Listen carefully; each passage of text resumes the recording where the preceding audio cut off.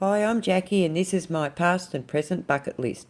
Mine started way back in 1977 when I did a 3-month, 4-state trip in a little 2-man tent and a Holden HJ V8 ute.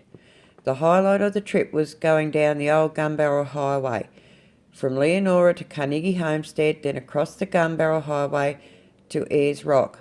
We didn't have the luxuries of today like showers and toilets. You carried enough water and fuel to get you through till you got to an old bore or tank. It was 7 days of hard slog, lots of corrugations and sand dunes. At the Olgas you climb right through the middle, a track that has long been closed. You climb the whole of Ayers Rock. The only part that was restricted was the secret women's place. There were no fancy resorts or facilities. The only thing there was an airstrip where you could go up in an old single-engine Cessna and enjoy the views from above.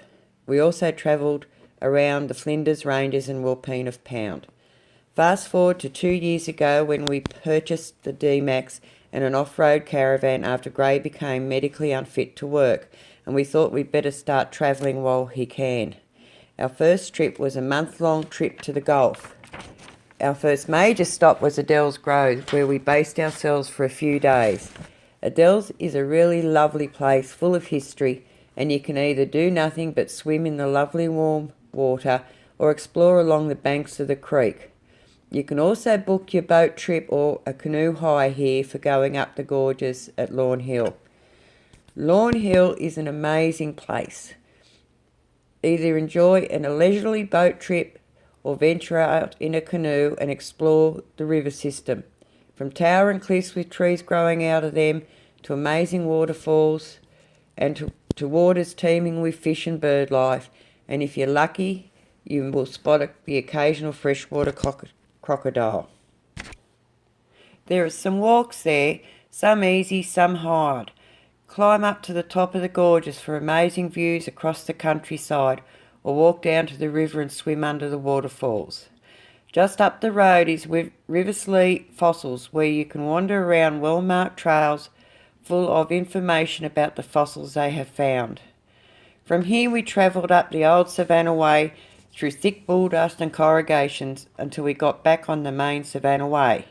If you're lucky, you might come across people mustering huge mobs of cattle with horses and helicopters. After 2 more days travelling, we finally arrive at Lorella Springs.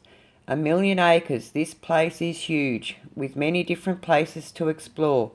From the campgrounds right out to the Gulf, there are so many places to go, and we spent many a day exploring with heaps of 4-wheel driving to do to get to some of the places.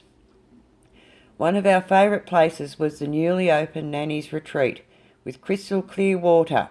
It's a beautiful sandstone gulch overlooking it, but be warned, the water is freezing. We didn't go out to the coast.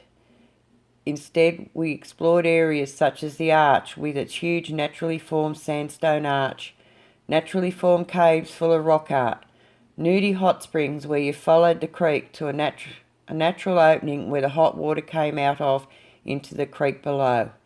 The best time to travel here is early in the dry season, as when we went, a lot of the water and falls had dried up to just trickles.